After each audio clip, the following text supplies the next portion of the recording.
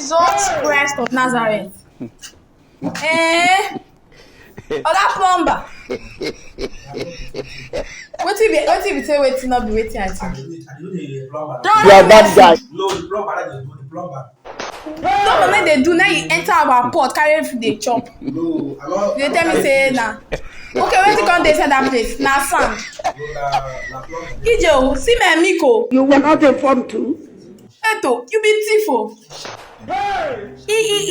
See bottle water. See. You think ma chop first so I can get strength to the work.